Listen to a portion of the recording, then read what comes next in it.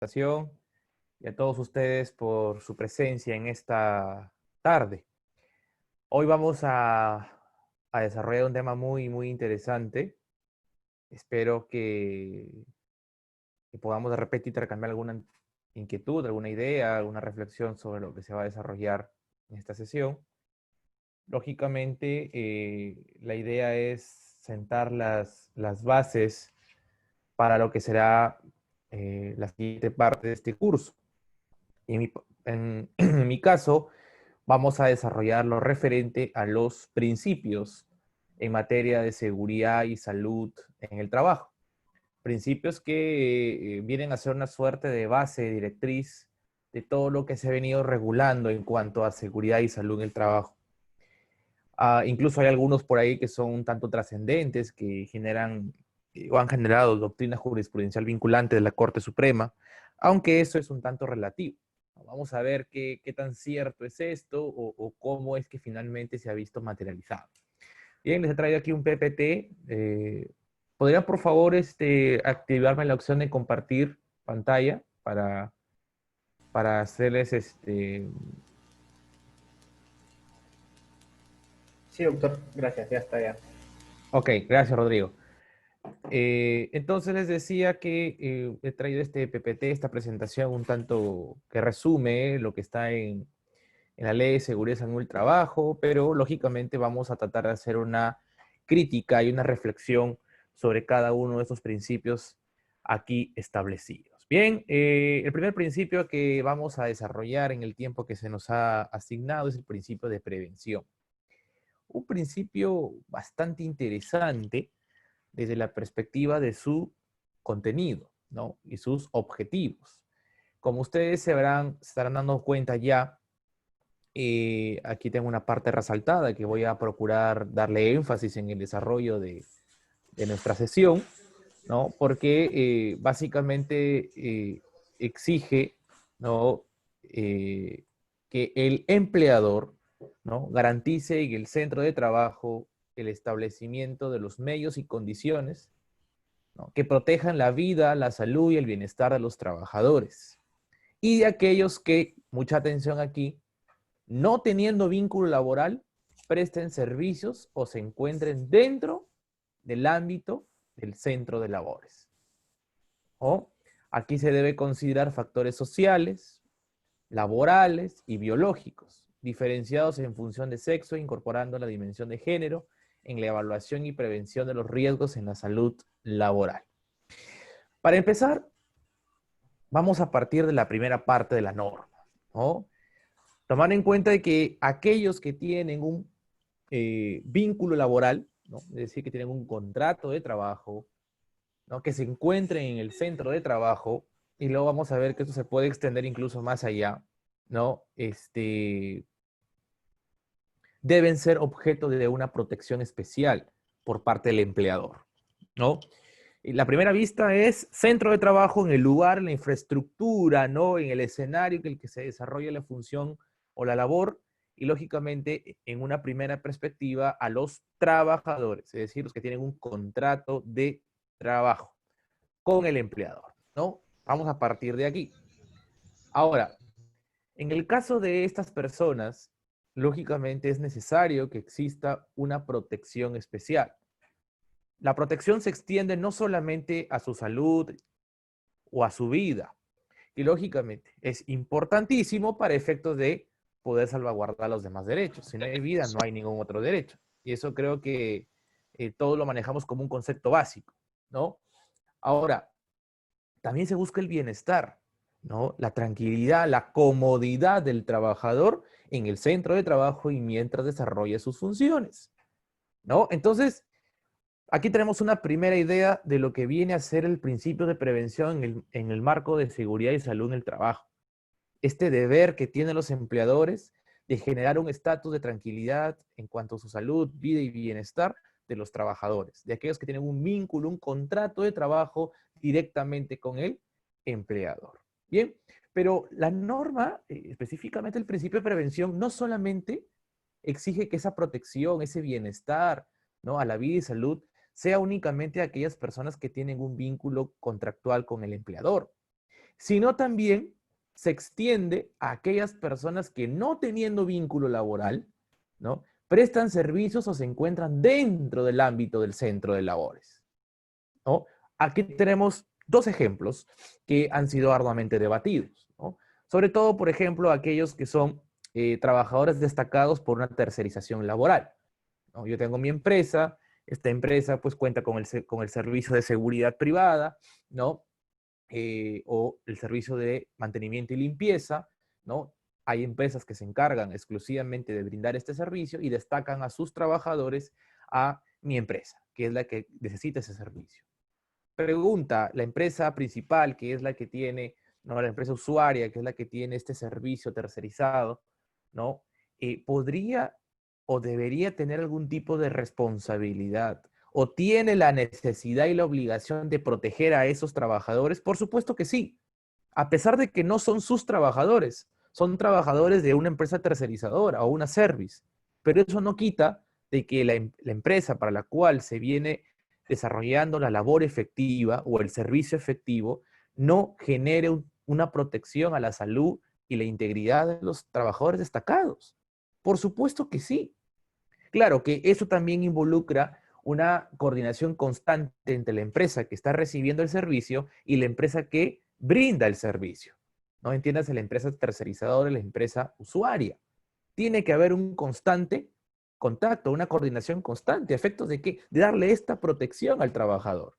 ¿Se imaginan ustedes qué pasaría si es que no hubiera esa conexión? A los trabajadores destacados no se les capacitaría, que eso sería a cargo de la empresa que es su empleador, es la tercerizadora. No se les brindaría de repente los equipos de seguridad correspondientes, los cascos, los arneses que trabajan para una, de repente, función de altura o de riesgo, ¿no? Entonces, tiene que haber una constante coordinación, pero en el lugar del centro de trabajo efectivo, es decir, a donde se encuentran destacados estos señores, estos trabajadores de la empresa tercerizadora, tienen también que asegurar que esos trabajadores se cuiden, se protejan, que no se exponga su vida, su salud, su integridad. No tienen vínculo con ellos directamente, pero sí deben ser materia de protección conforme al principio de prevención. Un principio fundamental. Todo gira en torno a este principio. Vamos a ver que lo demás se va complementando. Porque la ley que tenemos nosotros en seguridad y salud para el trabajo lo que hace es apostar por la prevención, más que por la solución tras un accidente o una desgracia, como sería en el extremo del fallecimiento del trabajador, ¿no? Entonces, no se olvide, el principio de prevención es fundamental y no solo se extiende a los trabajadores que tienen un vínculo contractual con la empresa directamente, sino también con aquellos trabajadores que están ahí destacados por ejemplo, tercerización laboral. Bien, otro ejemplo u otra circunstancia que podría estar encajado en esta sección de la norma que he resaltado con rojo, ¿no? Lo referente a los trabajadores, bueno, a las personas que están en el centro, ¿no?, de la empresa, en el domicilio o en el lugar principal de la empresa, bajo contratos de locación de servicios, por ejemplo, ¿no? Contratos civiles que no generan, en teoría, ¿no?, al menos en el papel, una relación de dependencia, de subordinación, ¿no? Ahora, muy aparte de que la mayoría de esos contratos están desnaturalizados, nosotros tenemos que quedarnos con la idea de que resulta posible, resulta factible, ¿no?, claramente, que en estos casos también exista una responsabilidad por parte de ¿quién? Del empleador. Yo puedo tener a 1, 2, 3, 4, 5 personas como locación de servicios, en teoría sin un contrato de trabajo, solo una relación de carácter civil, porque eso es un contrato de locación de servicios, ¿no? Un contrato civil, ¿no? En donde no existe o no debería existir subordinación. Pero si por algún motivo una persona que está bajo esta condición contractual llegara a sufrir un accidente dentro del centro de trabajo, a pesar que no sería un trabajador, igual existe responsabilidad por parte de quién, del empresario, de la empresa en sí, del que vendría a ser el empleado. Digo vendría porque en el papel no es un trabajador, es un locador. Y como no hay vínculo laboral, pues no habría mayor obligación de carácter laboral, pero en materia de seguridad y salud para el trabajo, el hecho de que se hace un contrato distinto a los contratos laborales, entiéndase a plazo indeterminado o a plazo fijo, sujeto a modalidad, no quiere decir que estés exento de asumir responsabilidades como empleador en caso un locador sufra un accidente de trabajo. Y eso quiero que ustedes lo tomen muy en cuenta, porque suelen haber empresas que al momento de hacer sus defensas dicen, no, señores, esta persona no tiene un vínculo laboral, por lo tanto no tiene protección en seguridad y salud para el trabajo. Mentira. Es una de las mentiras más grandes del mundo. La ley es clara.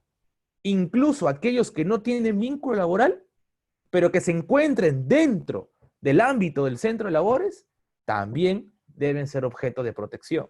También deben ser materia de una protección para su vida, su salud y su bienestar. Eso quiero que ustedes lo tengan muy en cuenta. Si son del lado del empleador, no vayan a alegar de que como no tienen vínculo laboral, por lo tanto no se les debe aceptar ningún tipo de responsabilidad. Eso está totalmente descartado por el principio de prevención, ¿no? Ahora, ¿cómo prevenimos? Pues hay que considerar varios factores. Uno de ellos son los factores de carácter laboral, de carácter biológico, ¿no? Y de carácter social. Habría que ver claramente la labor que se está desempeñando, el riesgo que se estaría tomando. Una cosa es tener una labor pues, que implique, no sé, de repente una actividad a gran altura y otra cosa estar en una oficina. No es el mismo riesgo, no es la misma responsabilidad incluso, ¿no? Asimismo hay que ver de repente condiciones de carácter de género, ¿no? Quizás las circunstancias no son iguales para varones y para mujeres en determinadas funciones que se desempeñan dentro del centro de trabajo, ¿no? Ahora, ¿qué debe hacer un empleador para evitar responsabilidad ante un accidente de trabajo? Prevenir. ¿Cómo hago prevención? Pues revisando que no hayan algunas estructuras que puedan generar un riesgo, un peligro, ¿no? Que más o menos me dé una idea de que podría quizás generar un daño a un trabajador, ¿no? O tal vez por ahí ver si es que tengo una escalera bien puesta, mal puesta, alguna baranda, algún techo que esté de repente en problemas de equilibrio, etcétera, etcétera, ¿no? Mucho cuidado con eso. Ustedes deben también partir de la idea de que el empleador está en la obligación de prevenir antes que lamentar, como dice el dicho, ¿no? Asegurar, cerciorarse que no hayan de repente algunas puntas de algún material duro que pueda generar algún daño al o a los trabajadores, ¿no?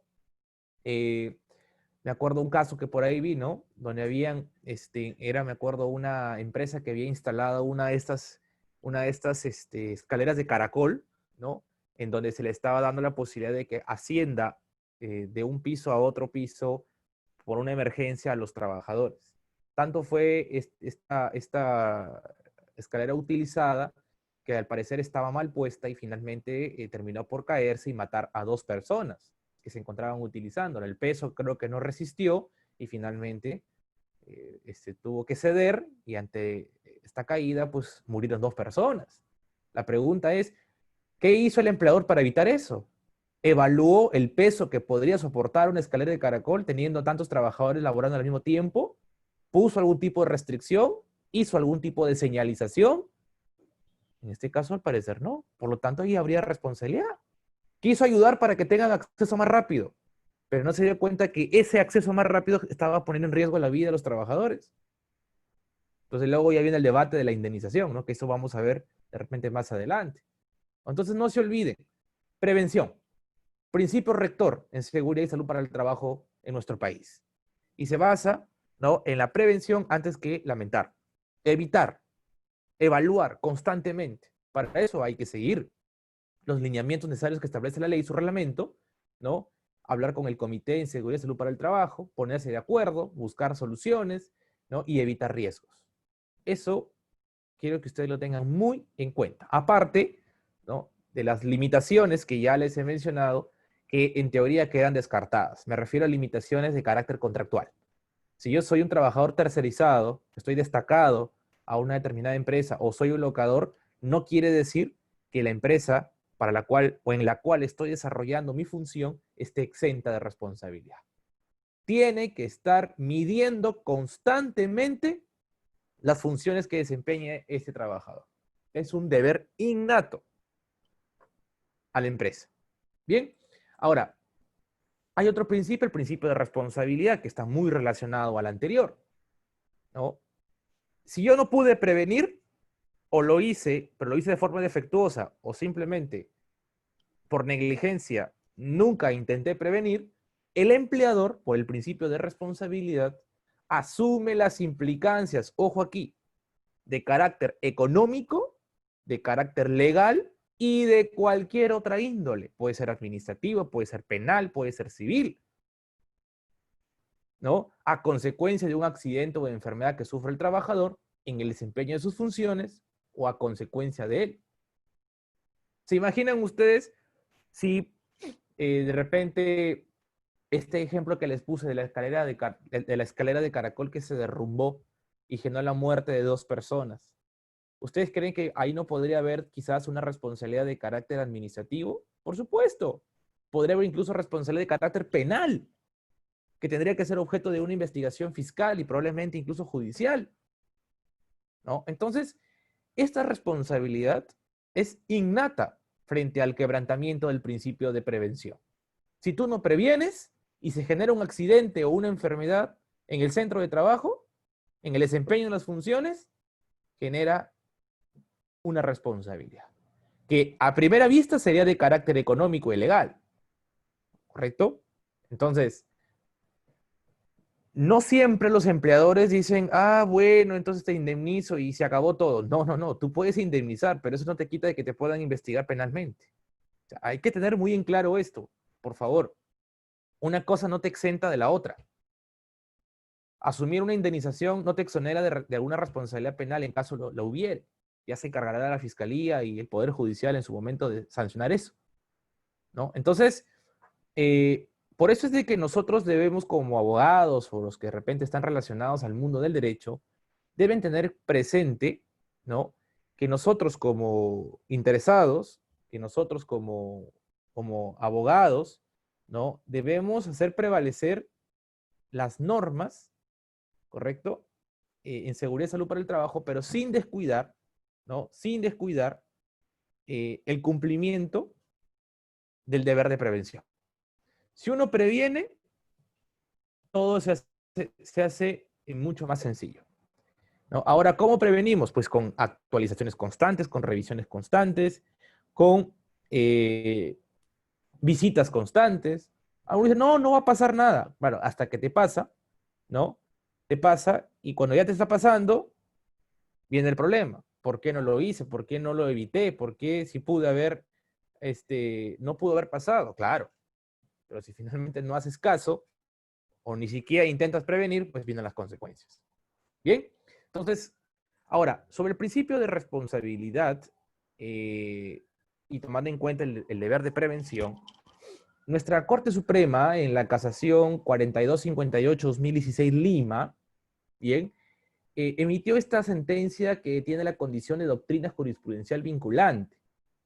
Esta sentencia establece algo bastante interesante. A ver, veamos, ¿no?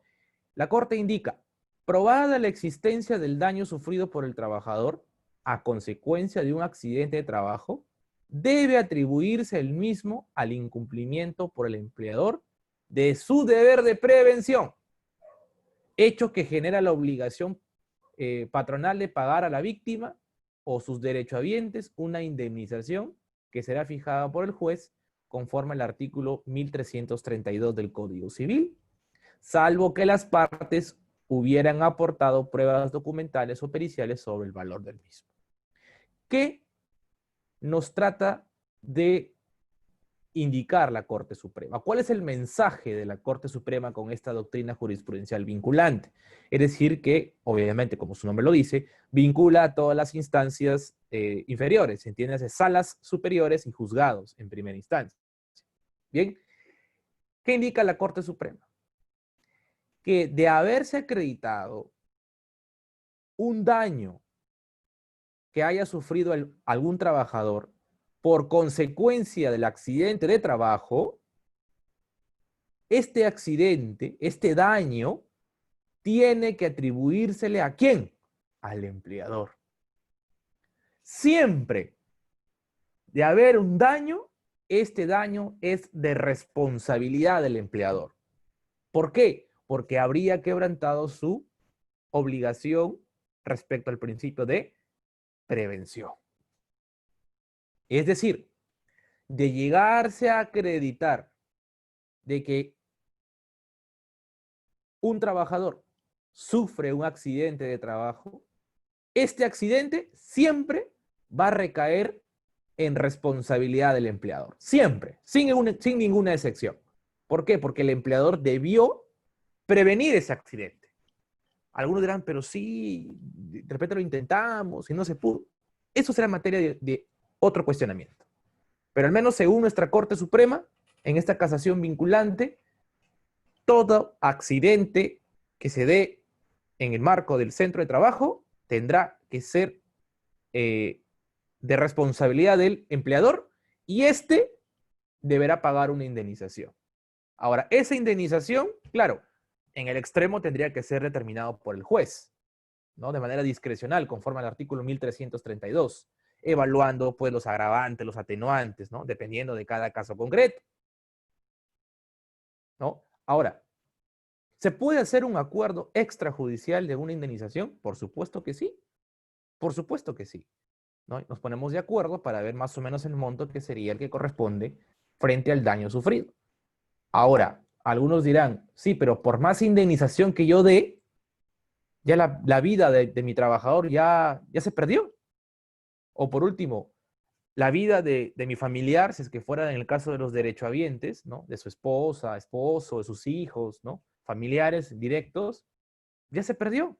Y por supuesto, claro está, una cosa es que te indemnicen, ¿no? Por una pérdida de algún miembro de tu cuerpo a una vida. Obviamente el monto va a ser mucho mayor, pero eso ya queda a discreción del juez al momento de sentenciar. Ahora, hay otro problema al respecto que ya lo estaremos comentando en la secuencia de nuestra exposición, ¿no? ¿Cómo un juez toma partida para establecer un monto de indemnización? Y es que no tenemos propiamente una tabla que diga, ¿no? En este caso te corresponde tanto y tanto. Más bien, lo que hace la Corte Suprema es dejar abierta la posibilidad de que el juez lo haga de manera discrecional, a su libre albedrío, ¿no? Pero para eso hay que también ver algunas cositas que ya iremos detallando a continuación. Entonces aquí tenemos dos problemas. El primero es si es que realmente en todos los casos va a haber responsabilidad por parte del empleador. Según la Corte Suprema, sí, en todos los casos. Pregunta, ¿y qué pasa si es que quizás el accidente obedece a un incumplimiento de las normas que se le han dado al trabajador? Supongamos que el trabajador ha sido capacitado para que no haga determinada cosa y lo hace y por ese motivo se accidenta o por último pierde la vida. Tenemos cámaras de seguridad que han detectado ese hecho, tenemos testimonios que puedan certificar eso, etcétera, etcétera, etcétera. Pregunta, ¿en ese caso ustedes creen que igual el empleador tiene que asumir responsabilidad? Según la casación, sí, porque el empleador debió prevenir eso. Pero yo lo hice, por eso los capacité, por eso les di algún tipo de información adicional para que no hagan lo que finalmente hizo. Consecuencia, el fallecimiento o el accidente del trabajador.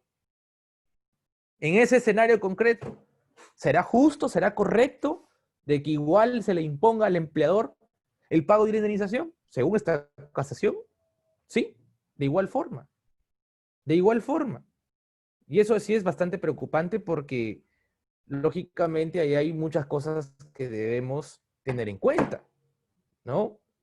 Entonces, no se olviden que nosotros debemos partir de esa idea, de que ustedes tienen que velar por el cumplimiento de las normas, pero sin desconocer o sin descuidar, lógicamente, que la responsabilidad tiene que ser, o debería, al menos de mi perspectiva, recaer en quien realmente es el responsable, ¿no? Entonces, Esto creo yo que ustedes tienen también que tomarlo presente, ¿no?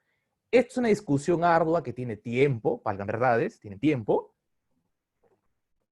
y que no ha sido todavía discutido y dilucidado en su plena circunstancia.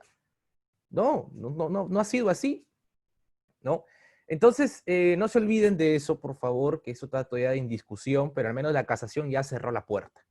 No obstante, hay otra casación que no es vinculante, en donde ha tratado de dar a entender lo contrario, es decir, que habría que determinarse la responsabilidad para finalmente dilucidar si es que existe o no responsabilidad por parte del empleador, ¿no?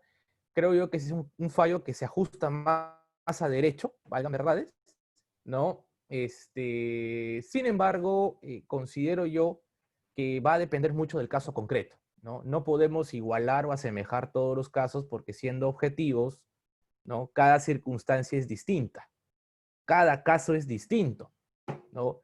Entonces habría que ver cuánta responsabilidad hay en alguno u otro caso. No podemos asimilar, ¿no? Entonces yo creo que aquí hay un primer factor, ¿no? Saber diferenciar cada caso de lo que se pueda presentar. Ningún caso es igual a otro, ningún caso. Y ahí, desde esa idea, yo creo que es importante que nosotros tengamos una noción básica de lo que es realmente una indemnización en seguridad y salud para el trabajo. Bien, y el otro problema es cuánto, el quantum indemnizatorio, ¿no? Cuando se ha determinado que efectivamente hay responsabilidad por parte del empleador, si es que fuera ese el caso, ¿con cuánto debo indemnizar al trabajador? Eso no se sabe. Entonces, como no tenemos una tabla, queda a discreción del juez. Y ahora, ¿el juez en qué se va a basar? ¿El juez en qué se va a sustentar para llegar a esa conclusión? ¿No? ¿Se imaginan lo riesgoso que eso significaría? ¿No? En fin, eso ustedes deben tomarlo presente para que quizás sea un debate arduo. Yo particularmente siempre he apostado porque el juez indemnice conforme a los agravantes y atenuantes que se puedan encontrar en cada caso concreto. Eso genera de que obviamente de repente un juez de la Corte de Arequipa, de la Corte de la Libertad, de la Corte de Lima, razonen diferente. No pensamos igual, son personas, los jueces no piensan igual.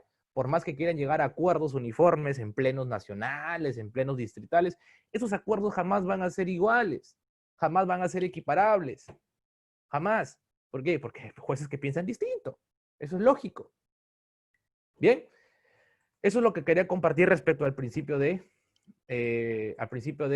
prevención y el principio de responsabilidad. Ahora, otro principio, el principio de cooperación, ¿correcto? Este principio de cooperación, ¿no? Implica que el Estado y los empleadores y los trabajadores y sus organizaciones sindicales, ojo, Estado, empleadores, trabajadores, entiéndase de forma individual y de forma colectiva a través de las organizaciones sindicales, establecen mecanismos que garanticen, ojo, una permanente colaboración y coordinación en materia de seguridad y salud en el trabajo.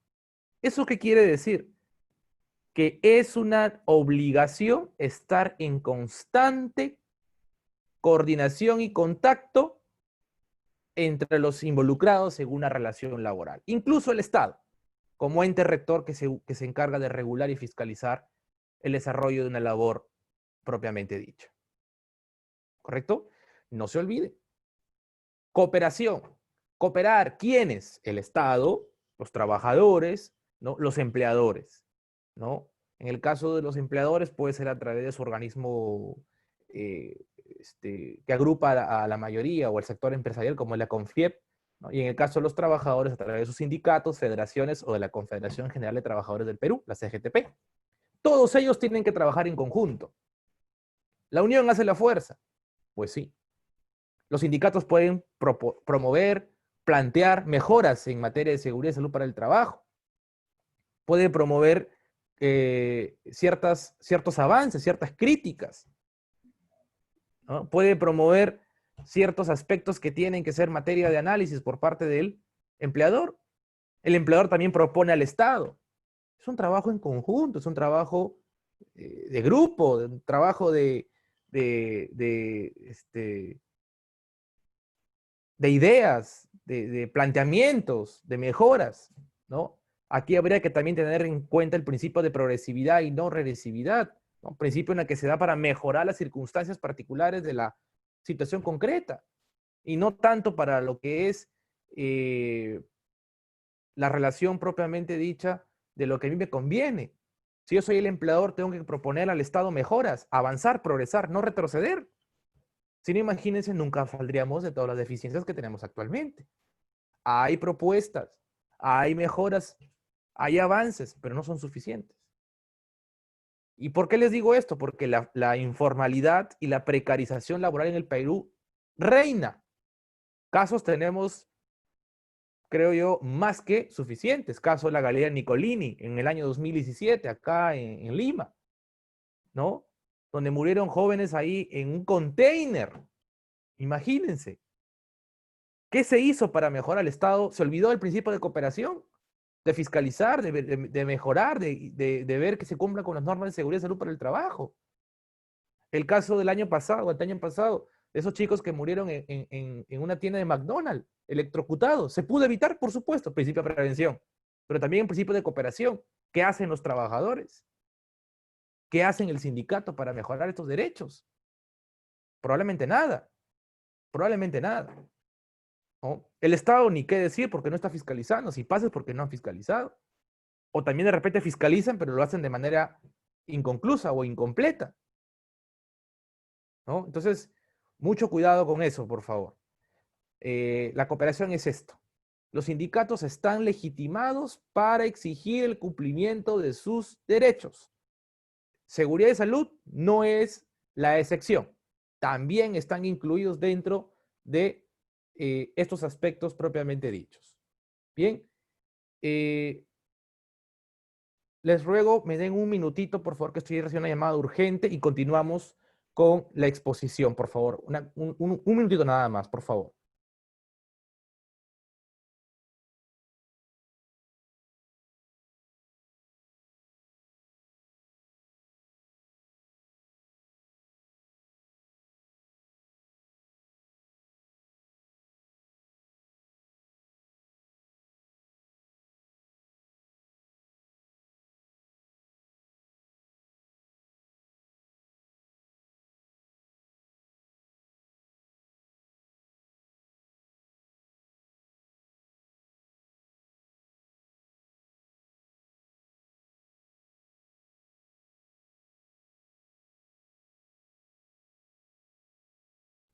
Bien, continuamos.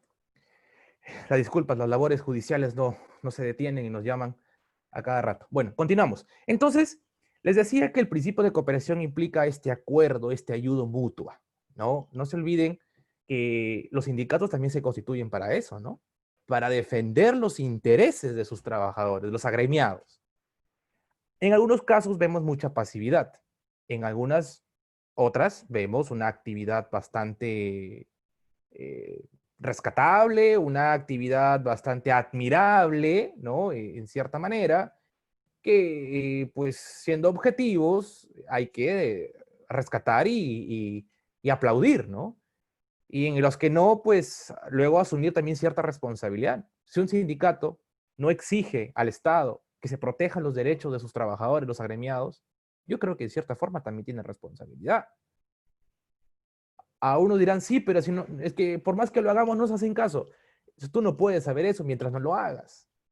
Creo que eso es bastante, diría yo, subjetivo, ¿no? Yo no puedo decir no hago nada porque no me van a hacer caso. No hay peor mal, ¿no? Que el que no se intenta. Si yo intenté y no me dieron respuesta o me dieron, repito, una respuesta negativa, yo ya sabré por qué. Tal vez no tenga la razón. Bien, entonces no se olviden. Ahora, por el lado de los trabajadores igual, también tienen el derecho a exigir que se cumpla con las medidas de seguridad y salud, tener ambientes adecuados, tener servicios higiénicos adecuados, ¿no? Ver si es que hay un inminente riesgo, poner en conocimiento al empleador para que se corrija o se subsane. Es un deber de los trabajadores. Pero algunos que solo se encargan o desean llenarse, pues como dicen, los dineros con el sueldo y nada más. No, hay que ser también un poco solidarios, porque de repente no te pasa a ti, pero le puede pasar a tu compañero. Cooperación, Vamos a cooperar todos, a poner el hombro, como se dice. El Estado invertir más en fiscalización laboral para evitar muertes, para evitar el cumplimiento, perdón, el incumplimiento de la ley. Ser drásticos. ¿Por qué? Porque algunas empresas te acomodan, ¿no? Te ponen la mejor imagen en la empresa cuando llega fiscalización. Y después se va y todo vuelve al desastre anterior. Entonces, ser más drásticos, ¿no? Evitar la corrupción. Claro, es una visita inopinada, pero ya saben que vas a ir, ¿no? Entonces, todas esas cosas tenemos que cambiarlas. Principio de cooperación. Bien. Siguiente principio, ¿no? Información y capacitación. Fundamental. Fundamental, ¿no? Las organizaciones sindicales y los trabajadores reciben del empleador una oportuna y adecuada información y capacitación preventiva en la tarea a desarrollar. Con énfasis en lo potencialmente riesgoso para la vida y salud de los trabajadores y su familia. Estimados amigos que nos escuchan esta tarde, capacitar a los trabajadores es fundamental. No sé si ustedes quizás hayan tenido la experiencia, ¿no? Y si no, les comento más o menos cómo es la realidad. Cuando una persona ingresa o inicia un vínculo laboral, una relación laboral, una de las principales tareas que debe tener el empleador, o en todo caso el nuevo empleador, es instruir al trabajador, bueno, al nuevo trabajador, de todas las medidas y seguridad y las medidas para la seguridad y salud en el centro de trabajo, en su nuevo centro de trabajo. A tal punto que te hacen firmar un reglamento, una carta, etcétera, etcétera, etcétera. Esos documentos son una primera prueba de que el trabajador ha sido capacitado. Pero vamos a tener aquí algo que poco se conoce. Claro, yo le puedo hacer firmar al trabajador, mira, ya me firmó, ya sabe cuál es nuestro reglamento de seguridad y salud. Pero no, eso es un gran daño para el trabajador. Un gran daño. ¿Por qué? Porque no basta, ojo, no basta con darle el reglamento para que lo lea. No, hay que hacerle una inducción, hay que explicarle el contenido de ese reglamento. Hay que comentarle cuáles son las alternativas, las soluciones en determinados problemas. Hay que explicar quizás términos técnicos. Esto es importante que ustedes tienen que conocer como empleadores y como abogados, en el caso de los fuera, exigir que se cumpla esto. Incluso la ley establece de que por ejemplo, los exámenes médicos se hagan incluso antes de iniciar la relación laboral, ¿no? Y eso también es necesario, sobre todo cuando hay una labor de riesgo, para saber cómo está la salud de esa persona. Quizás lo quiero mandar a una mina que está en la altura de Puno y su corazón no resiste. ¿Se pudo evitar? Por supuesto, con el examen correspondiente. En caso no se hubiese dado, imagínense. ¿Se pudo evitar? Por supuesto. Se pudo haber evitado, pero no se hizo. No se hizo. Y no se hizo por una cuestión de negligencia. Bien, entonces, no se olviden que eso es muy, pero muy importante. De vital importancia, creo yo. Ahora, esta información es constante. No solamente es cuando inicia la relación laboral. Esta capacitación es cada cierto tiempo, dependiendo de las políticas, los acuerdos que puedan existir entre la empresa y los trabajadores. Tienen que estar ahí en constante comunicación. Hay empresas que inician la relación laboral, capacitan a sus trabajadores y de ahí nunca más lo vuelven a capacitar. La norma va cambiando, las necesidades van cambiando, las exigencias van cambiando, ¿no? Entonces, por favor, a tener presente de que no solamente se agota, ¿no? Con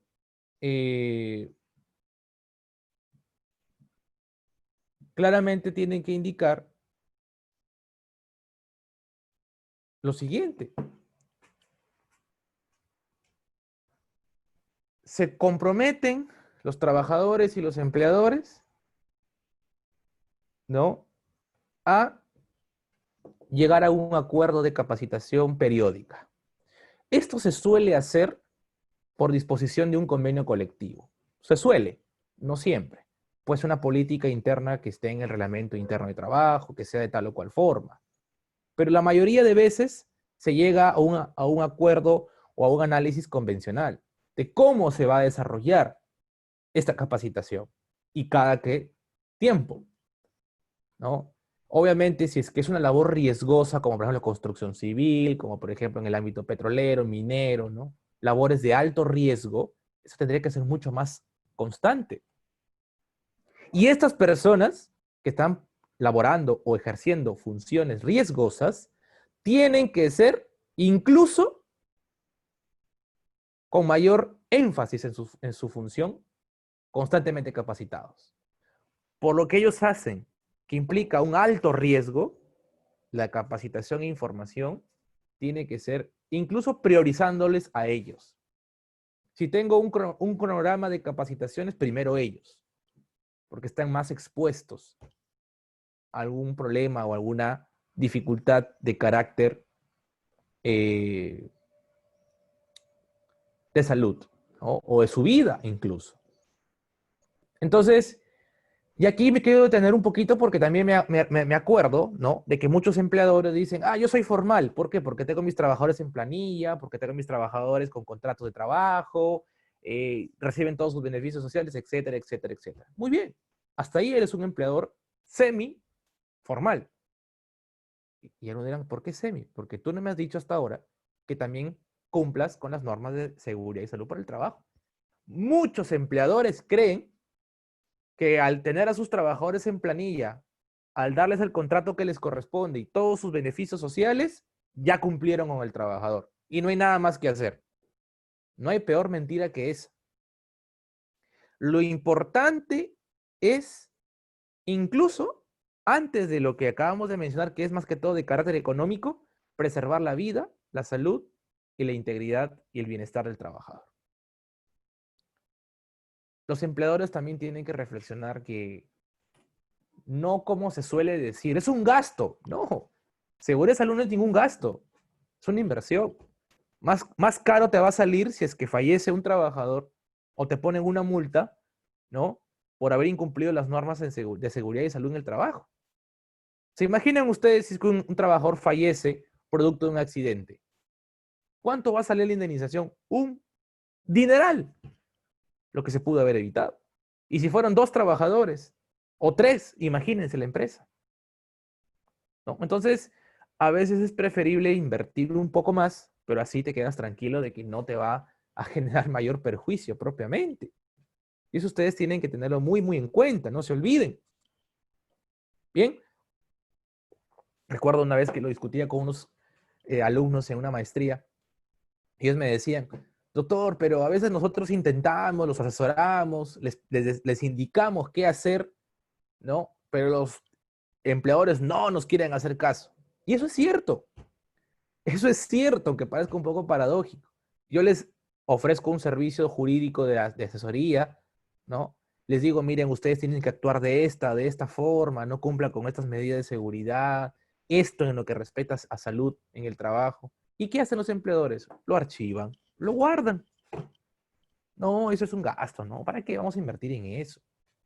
¿No? Pero no se dan cuenta que es necesario, que es preferible eso a tener que pagar un monto mucho más grande después, que les perjudique ampliamente. O sea, hay que ser objetivos, hay que ser sinceros con nosotros mismos. Bien, entonces, esto también como una cuestión complementaria a la información y capacitación que tiene que haber sí o sí entre empleador y trabajador.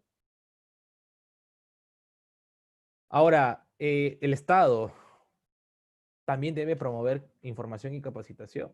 Si bien la norma o el principio se orienta más que todo a este contacto que debe haber entre el empleador y los trabajadores, el Estado no está exento, ¿no?, de promover capacitación.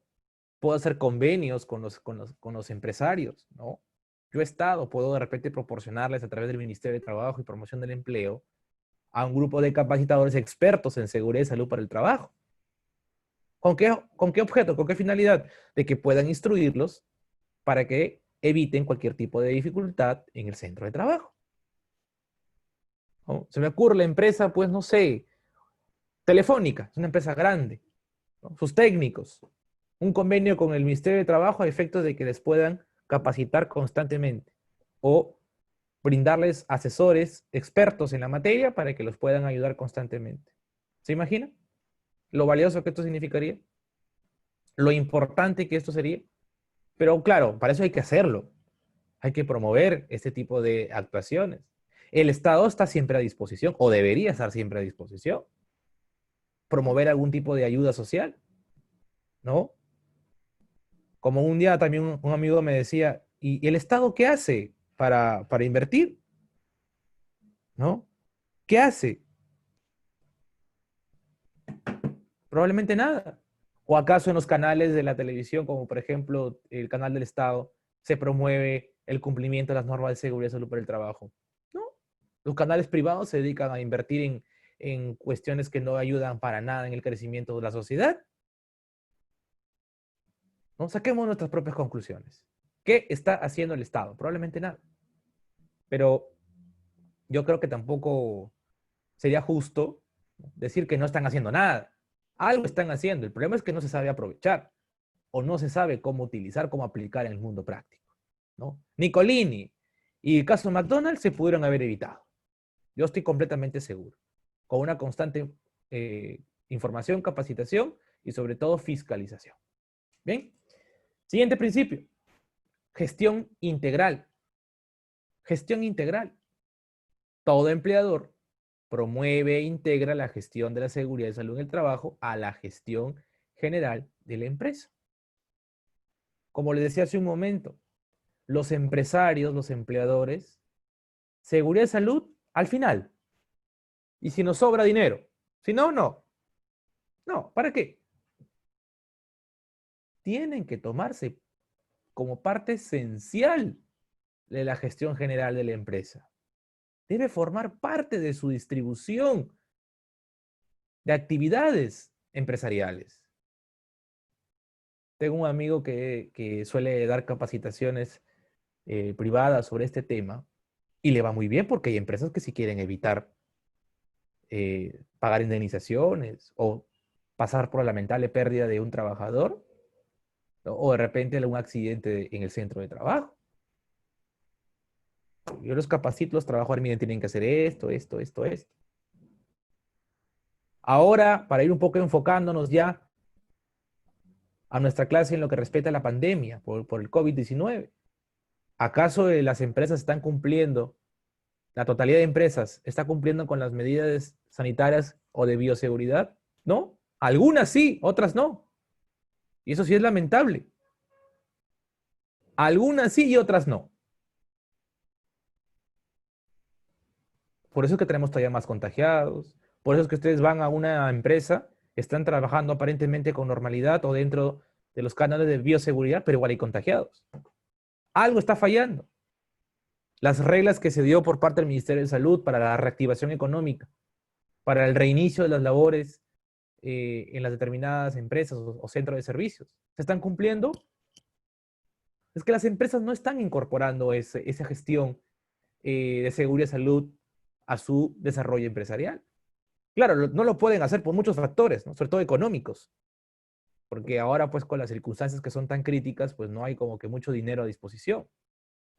Y eso es comprensible, pero eso no quita de tomar medidas, ¿no? Para evitar caer en mayores problemas o en mayores riesgos. No se olviden eso. Nosotros tenemos que tener presente que la vida y la salud está muy por encima de cualquier otra actividad. Muy por encima. No se olviden.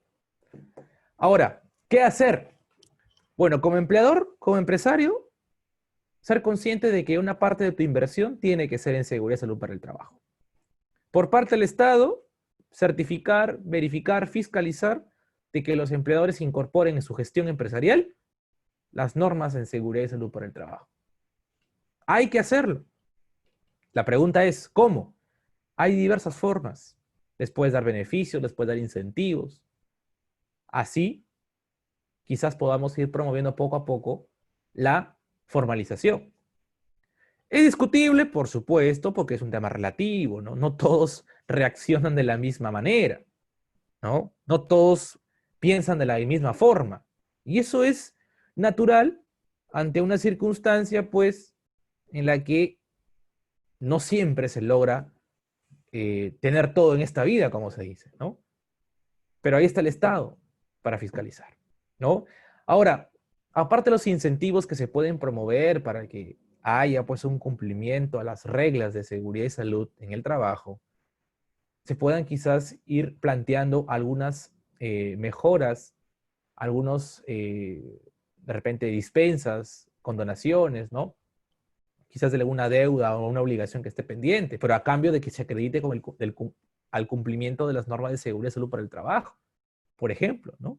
Si te multé por alguna otra cosa, de repente tienes tiempo debiéndome, entonces te exonero de eso siempre y cuando pues me demuestres que estás corrigiendo o implementando estas medidas de tu gestión integral empresarial. Mecanismos hay. Lo que lamentablemente no tenemos, sobre todo en los últimos años, es voluntad empresarial. Y también del Estado. Ni qué hablar de los temas de corrupción, que nos podemos pasar aquí horas de horas, ¿no? Atención integral de salud. Los trabajadores que sufran algún accidente de trabajo o enfermedad ocupacional, ojo aquí, tienen derecho a las prestaciones de salud necesarias y suficientes hasta su recuperación y rehabilitación, procurando su reinserción laboral. ¿Eso qué quiere decir? Que es un principio rector de la Ley de Seguridad y Salud en el Trabajo, que aquellos trabajadores que se encuentren inmersos o que hayan atravesado por un accidente o una enfermedad ocupacional deban ser tratados, atendidos, ¿no?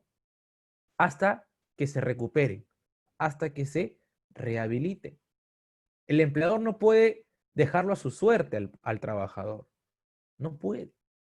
Tiene que estar ahí ayudando, colaborando. ¿Por qué creen que la mayoría, o no, no la mayoría, algunos casos, cuando un trabajador sufre un accidente, el empleador está desesperado, el empleador está preocupado, porque sabe perfectamente que sobre él recae una responsabilidad, aparte por el deber de prevención. También recae una atención integral de salud.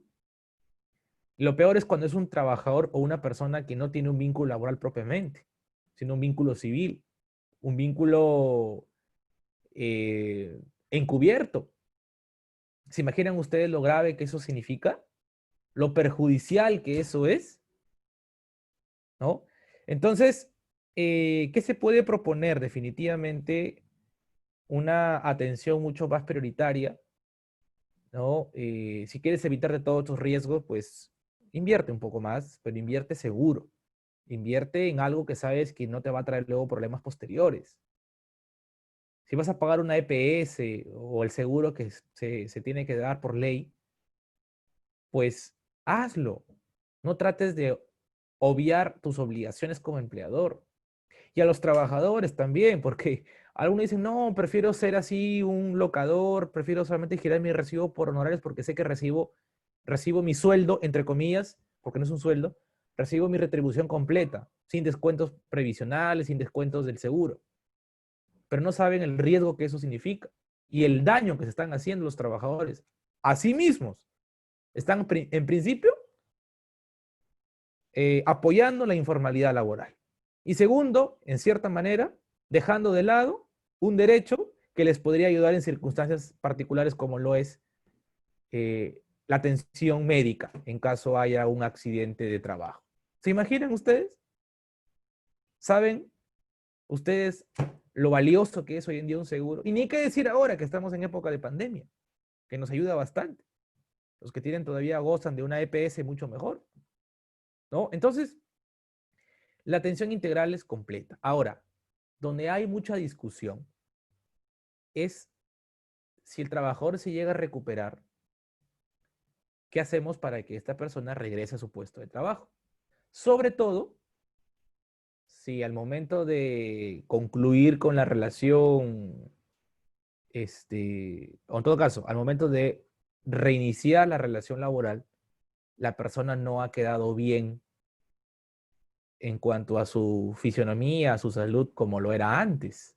del accidente o de la enfermedad ocupacional. Pueden ser que sean esos casos en donde los trabajadores ya no son los mismos. Como dice, ya no quedamos igual frente a un accidente. Un problema en la pierna, un problema en la columna, en un brazo, yo qué sé.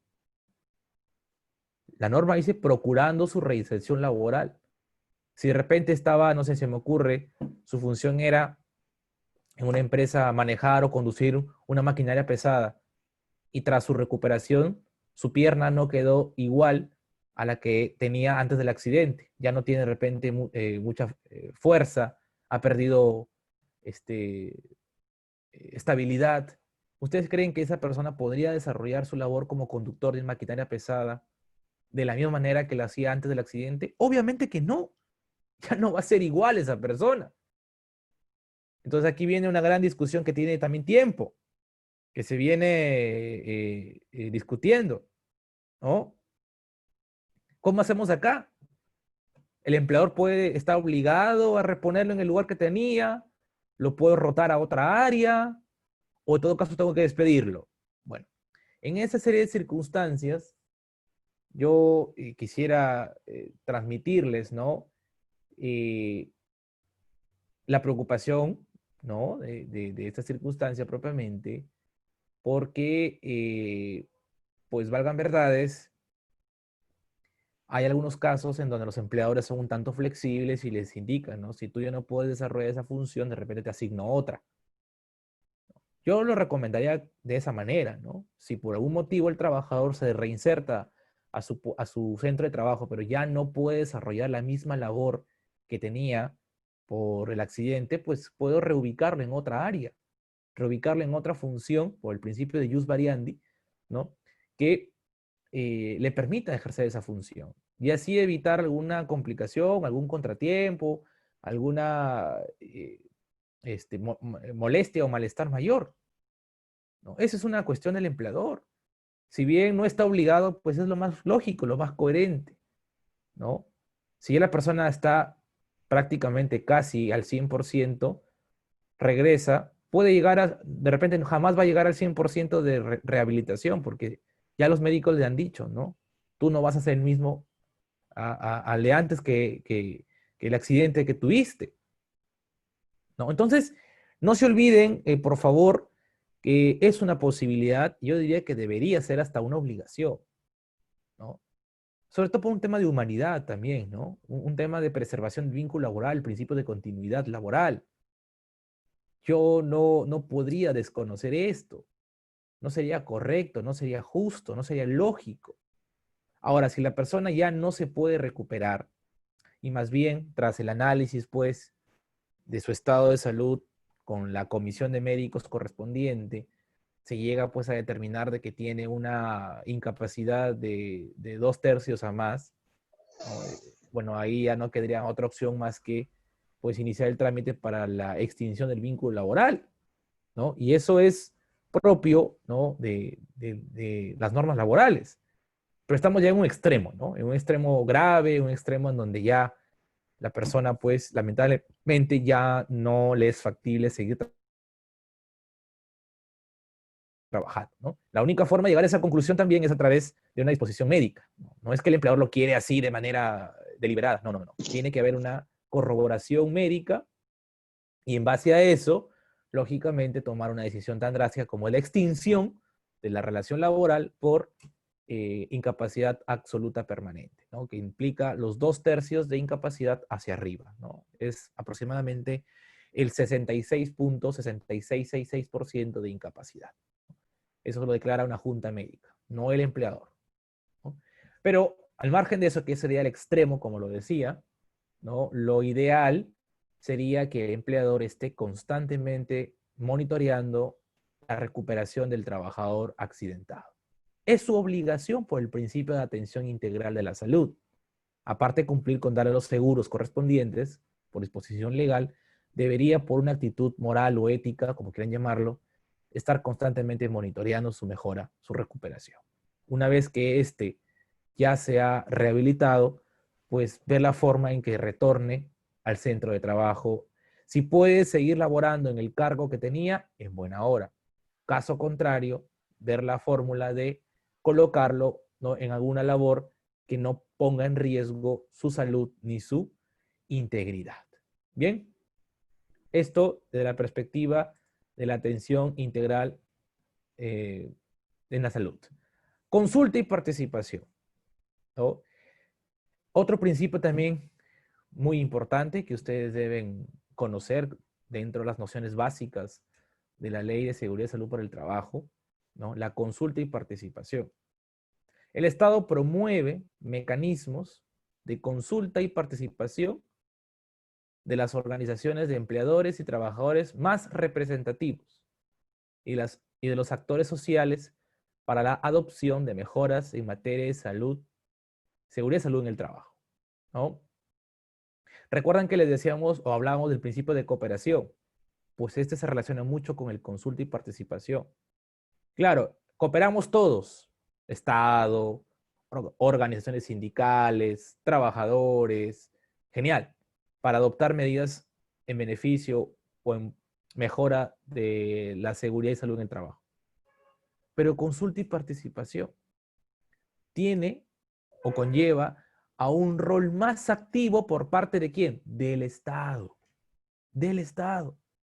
El Estado promueve los mecanismos de consulta y participación, ¿no? Le da la oportunidad de que esté constantemente participando las organizaciones de empleadores y trabajadores, la CONFIEP, los sindicatos, las federaciones, la Confederación General de Trabajadores del Perú. Vamos, les abren las puertas, vengan, conversemos, denme propuestas para yo llevarlas a un marco normativo, para materializarlas en leyes, ¿por qué no? O en normas con rango de ley. Esto es importantísimo. Yo, como Estado, no debo actuar solo. Tengo que escuchar a los interesados, a los empleadores y trabajadores.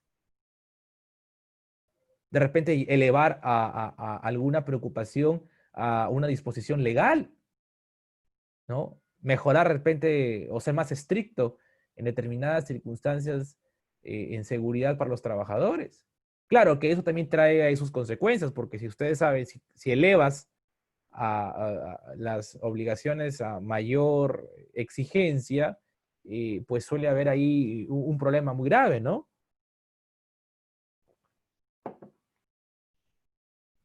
Por supuesto, porque a la gente no le gusta formalizarse. Y cuando los quieres formalizar, ¿qué te dicen? Que es un abuso. ¿Qué te indican? Que es un exceso, ¿no? Pero lamentablemente en el Perú, hacer empresa, ¿no?, ser empleador no es fácil. Y no es fácil porque nuestras normas son rigurosas, pero a comparación de otros países son muy débiles, son muy sencillas.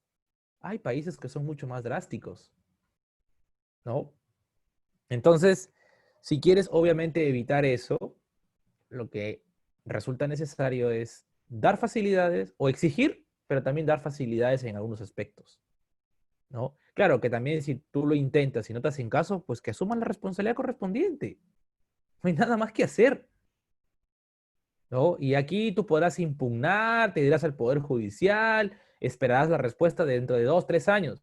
Pero si finalmente el Poder Judicial ratifica la sanción que se te ha impuesto, pues tienes que cumplirla, ejecutarla, pagarla, si es que fuera de carácter económico, ¿no? Entonces, lógicamente, pues, si yo tengo alguna duda, pues puedo hacer algún tipo de consulta como empleador aquí en el Estado, al Ministerio de Trabajo, las autoridades correspondientes, y me tienen que recibir. El derecho de petición también involucra el derecho de consulta, conforme al artículo 2, inciso 20 de nuestra Constitución, el derecho de petición. La consulta conforme a la ley 27444, ¿no? Entonces, no se olviden, es valioso que los sindicatos, que los representantes de los empleadores estén constantemente activos en relación al Estado. Y el Estado no puede actuar solo, como lo dije en su momento. Debe exigir, por último, la participación, invitarlos, darles alternativas de salida ante ciertas dificultades para buscar un equilibrio. ¿Se imaginan ustedes si el Estado hiciera todo por su cuenta, sin escuchar a las partes que están involucradas en una relación laboral? ¿Cómo creen que saldrían esas normas? Totalmente alejadas a la realidad. Los hechos generan derecho, pero si yo desconozco los hechos, ¿qué tipo de derecho voy a generar? Un derecho muy alejado a la realidad, que está totalmente desconociendo la realidad, que genera incertidumbre.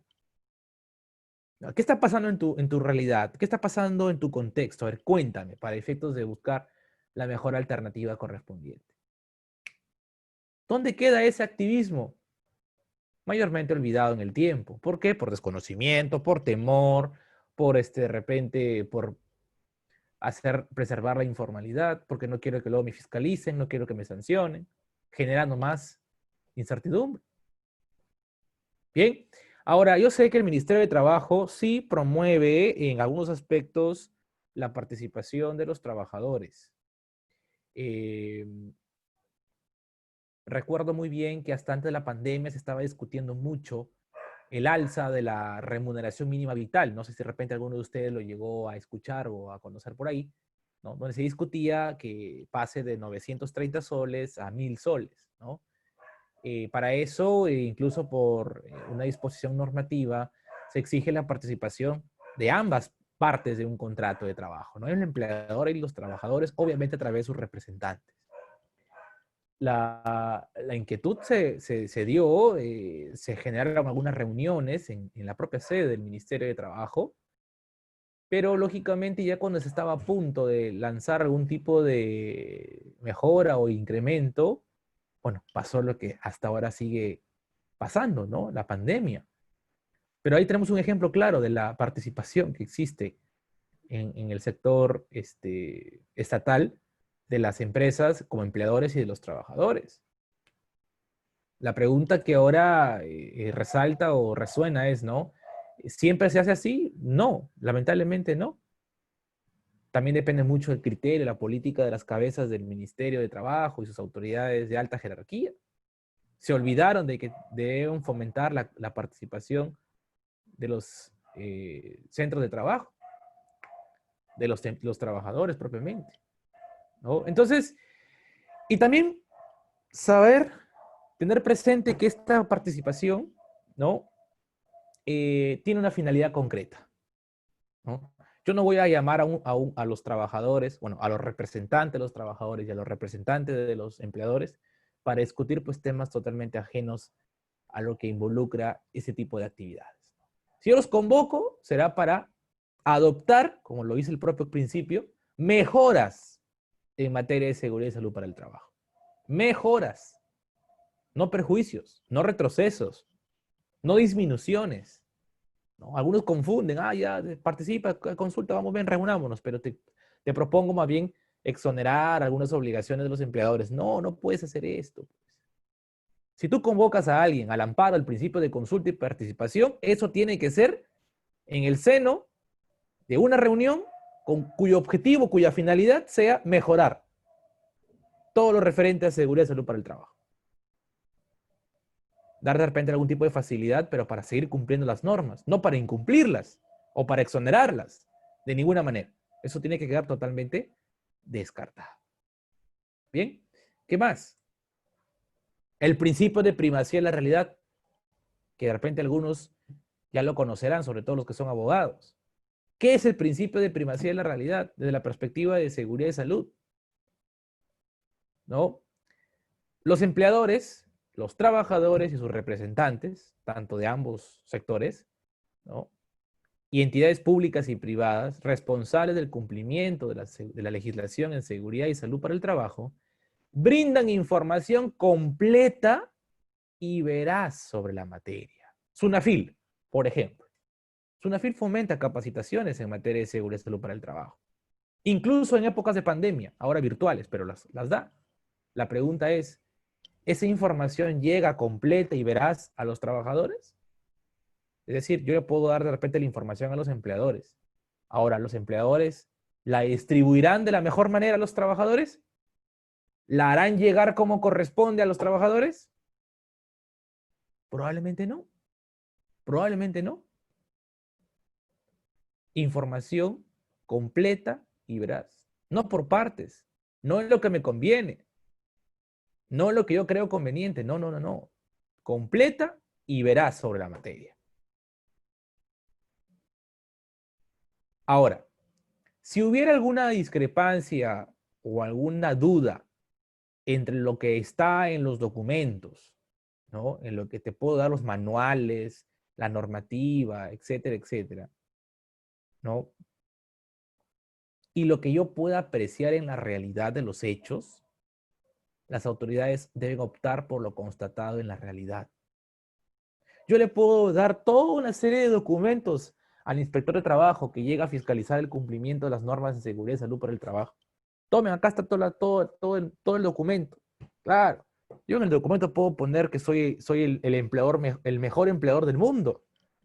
En el papel puede estar de que yo soy la mejor empresa del mundo.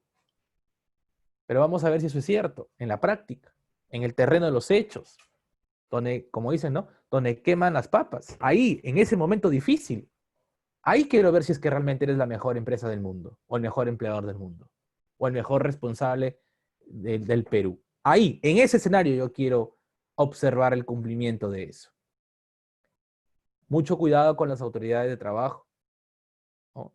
Porque también ellos suelen a veces interpretar cosas erróneas. Hay inspectores e inspectores, sean objetivos. No todos son buenos. Y es que en el Perú no todo es bueno. Hay cosas buenas y hay cosas malas. Como en todo. Hay abogados muy buenos y hay abogados que son pésimos. Hay médicos excelentes y hay médicos que la verdad dan miedo. Hay ingenieros muy buenos y hay otros ingenieros que no saben absolutamente nada y están totalmente perdidos. Arquitectos, contadores, economistas, hay de todo en este mundo. En el Perú, más aún, ¿no? Entonces, mucho cuidado, ¿no? Sobre todo para aquellos que quieran sorprender a las autoridades de trabajo, ¿no? Ustedes como abogados, los que lo fueran, ¿no? Hacer preservar sus derechos como abogados de los empleadores eventualmente o de los trabajadores. Llega a inspección, le sacan todos los documentos que tiene, toda la información que han podido ir recabando, los manuales, los reglamentos, de repente los cargos de entrega de la documentación al inicio de la relación laboral, en la que de repente incluso consta de que yo le hice una inducción al trabajador, de que yo les enseñé, les expliqué lo que está en esas normas. Mentira. Vamos a ver, ¿y qué aprendiste? Nada, porque nunca, solamente nos hicieron firmar, pero nunca nos explicaron nada. Primacía de la realidad, ¿no? Te dicen que debes haberte sometido a un examen médico. Supuestamente hay un documento en el cual se acredita que efectivamente se te hizo el examen médico. Eso está en el papel, está en el documento, tú lo puedes ver, lo puedes leer, pero vamos a la verdad. ¿Se desarrolló eso? ¿Realmente se te hizo el examen médico? ¿Realmente se te hizo, no sé, pues de repente la inducción al cumplimiento de las normas de seguridad y salud para el trabajo? La mayoría de veces eso no pasa, eso no sucede. Mucho cuidado con eso. Sobre todo los empleadores que se quieren ahorrar algunos gastos, pues si les llegara alguna inspección, pues el principio de primacía de la realidad, muy aparte de lo que esté en el documento, en lo que tú les puedas enseñar a los inspectores o a las autoridades correspondientes, lo que importa es lo que realmente pasó en el terreno de los hechos. ¿Realmente se hizo eso que está en el papel? Si es sí, no hay ningún problema. Se corrobora la información. Y si es no, primacía de la realidad. Priman los hechos, lo que pasó en la realidad, frente al documento. Y si en la realidad tú no hiciste la inducción, si tú no sometiste exámenes médicos a tus trabajadores, has incurrido en una infracción y por lo tanto tienes que ser sancionado. Es una cuestión lógica y tampoco es ninguna exigencia más allá de lo establecido por la ley. Bien, primacía de la realidad. Los hechos, la verdad de las cosas, priman sobre los documentos, priman sobre lo que está en el papel, prima en lo que está escrito. ¿Ya? Eso quiero que los tengan presente. Y el principio de protección, ¿no? Un principio en el que implica que los trabajadores tienen derecho a que el Estado y los empleadores aseguren condiciones de trabajo, ¿no? Dignas, que les garantice un estado de vida saludable, física, mental y socialmente en forma continua. amigos, los empleadores, ¿no? Y el Estado deben asegurar, garantizar, ¿no?, unas condiciones justas, dignas en el desempeño de la función que se le ha encomendado. ¿De quién? De los trabajadores, ¿no? Vamos a las entidades públicas para que vean que yo no estoy de repente exagerando.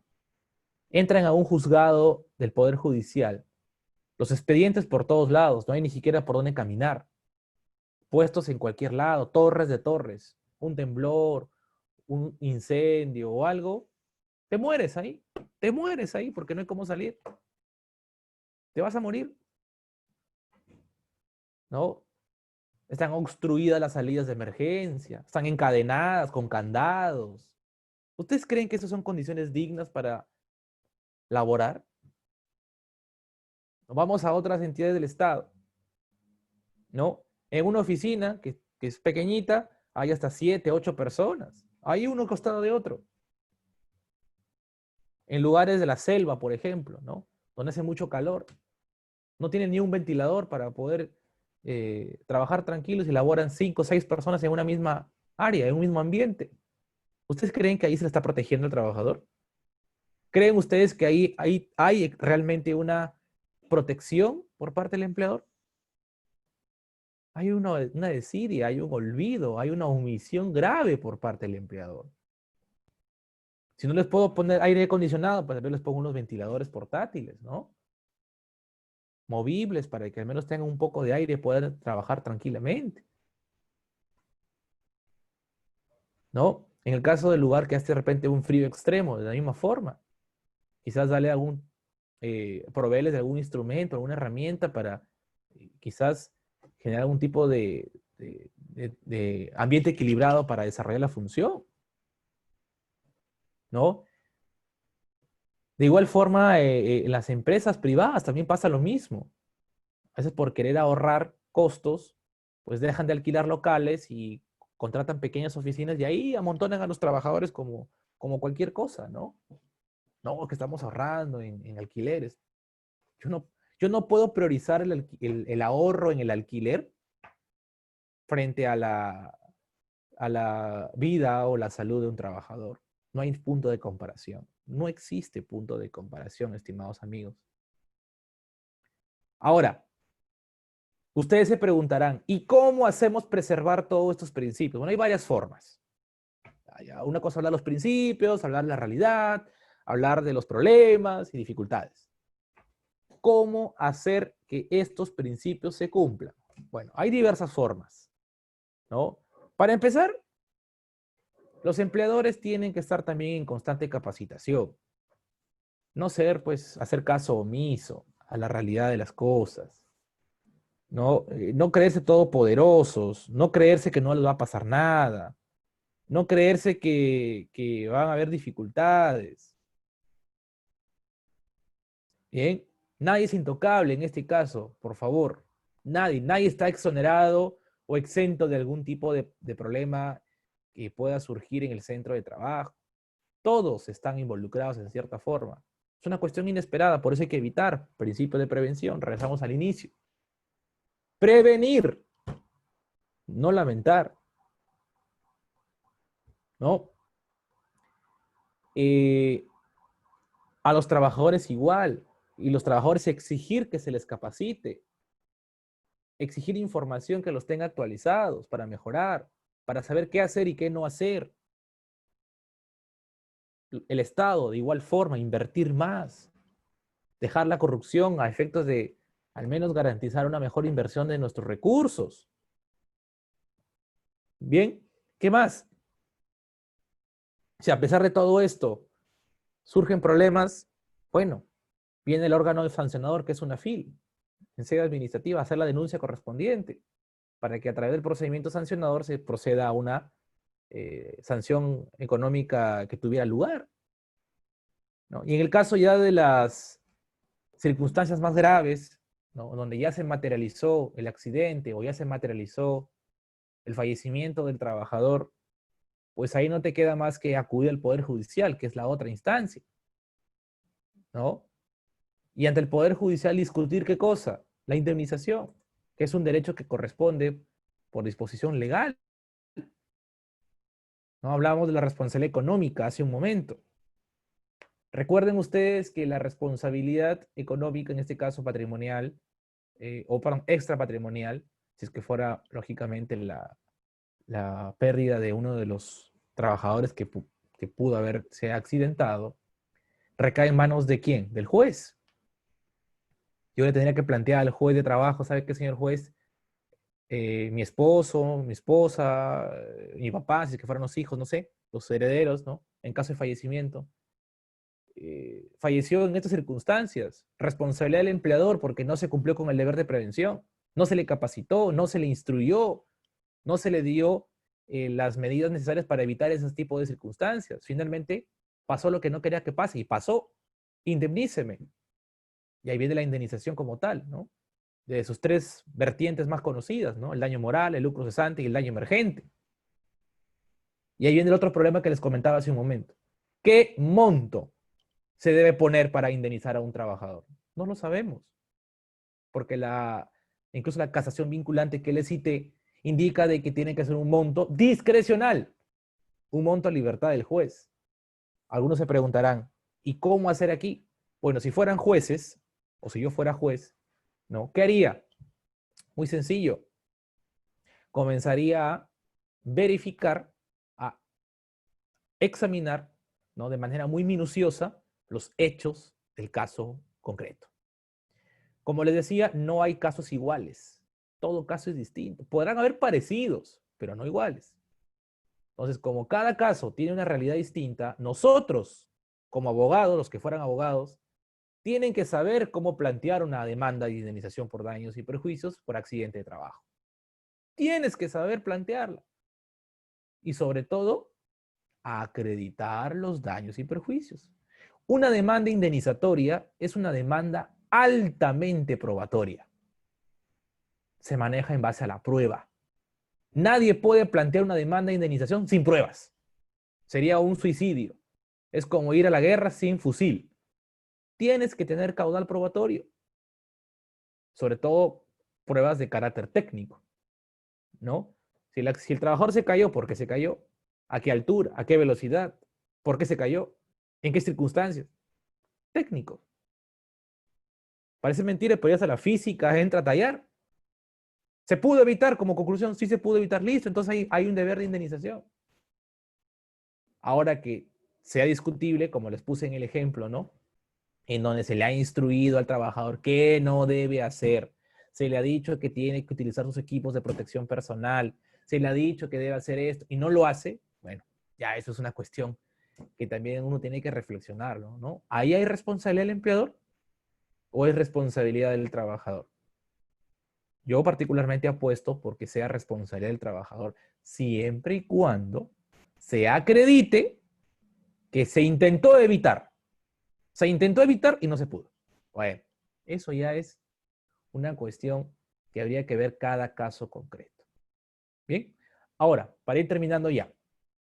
En el caso del quantum, como les decía, no tenemos una cantidad establecida por ley, ¿no? Como por ejemplo si lo tenemos para la indemnización por despido arbitrario, ¿no? Una remuneración y media por año, ¿no? La indemnización es libre, es criterio del juez, ¿no? Pero ¿qué es lo que yo podría tomar en cuenta para determinar un monto indemnizatorio? Los atenuantes y agravantes, ya lo había mencionado. ¿Qué tan responsable es el trabajador de este hecho? ¿Totalmente responsable? ¿Medianamente responsable o no es responsable? Yo creo que si es totalmente responsable, ahí el empleador debería estar exonerado, desde mi perspectiva. A pesar que la casación vinculante indica lo contrario. Da a entender que en cualquier caso tiene que ser indemnizado el trabajador. Incluso, da a entender, estamos interpretando, incluso siendo responsabilidad del trabajador. Yo ahí discrepo. Si esa es la interpretación que algunos colegas le han dado, ahí estoy en total desacuerdo. Creo que habría que determinar cuál ha sido la participación, cuál ha sido responsabilidad que habría tenido el trabajador para que finalmente se genere un accidente de esa naturaleza. Esa es mi perspectiva. Algunos no la comparten porque ellos piensan que sí o sí igual hay que indemnizar. Bueno, es un criterio respetable y tienen como sustento la casación vinculante. Pero yo siempre he dicho, ¿no? Aún siendo vinculante, no quita que sea objeto de crítica. Ni siquiera lo del Tribunal Constitucional, porque es un derecho constitucional. ¿Qué cosa?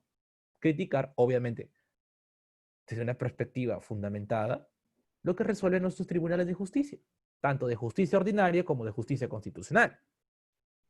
Bien, época de COVID, época de pandemia. ¿Qué estamos haciendo en seguridad y salud para el trabajo? Muy probable, algunos de ustedes, o de repente la mayoría dirá nada, o algunos dirán muy poco. Yo creo que nadie diría que hemos hecho bastante. Porque siendo objetivos, la verdad de las cosas es que no tenemos propiamente una función altamente observable en el respeto a las normas de seguridad y salud para el trabajo. Seamos objetivos. No tenemos eso. No tenemos eso. Tenemos por ahí unas directivas, unas resoluciones ministeriales que han dado unas pautas. Vamos a ver si es que realmente las empresas lo han cumplido. Las resoluciones ministeriales establecían que para reiniciar funciones, primero deberías asegurarte de algunas situaciones para dar tranquilidad a los trabajadores y probablemente a los usuarios que se puedan acercar para adquirir un producto o solicitar un servicio. La pregunta es, ¿ustedes creen que eso se esté cumpliendo? Yo no creo que se haya cumplido de verdad. En época de pandemia, estimados amigos, tenemos más informalidad de la que ya teníamos antes. Porque como ahora todo se ha reducido en costos, hay una disminución considerable de los ingresos de los trabajadores, la mano de obra se ha vuelto mucho más barata. ¿Es la verdad? Es la verdad. ¿No? Y algunos por necesidad aceptan. Pero ¿dónde es todavía mucho más reprochable? Cuando buscas mano de obra barata y además de eso, eres un informal. No tienes los trabajadores en planilla, no les das sus beneficios sociales, no les das un contrato de trabajo como corresponde. Y ni qué decir en las medidas de seguridad. A lo mucho les das sus mascarillas. Y esto porque te lo exigen, no por voluntad propia. ¿No? Si es que hubieran empresas que están operando así y los trabajadores consideran de que esto es un abuso, un exceso, es una FIL en primera instancia. Es una FIL. ¿No?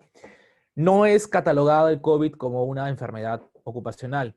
No lo es, salvo para los señores o trabajadores del sector salud, que por ahí se ha estado discutiendo incluso a nivel del Congreso, a tal punto que, tengo entendido, ya se materializó. Pero en el sector distinto al salud, pues tenemos algo muy evidente, ¿no? Y no hay esa política de considerarlo como tal. Porque tú no sabes si es que realmente te contagiaste en el centro de trabajo. Si te contagiaste en la calle y más bien llegas al centro de trabajo a contagiar a tus compañeros, es difícil saberlo. Por eso es de que es bastante complicado que se reconozca esto en el ámbito de los trabajadores normales, vamos a llamarlo así, estándar, ¿no? Es muy complicado, esa es la gran verdad.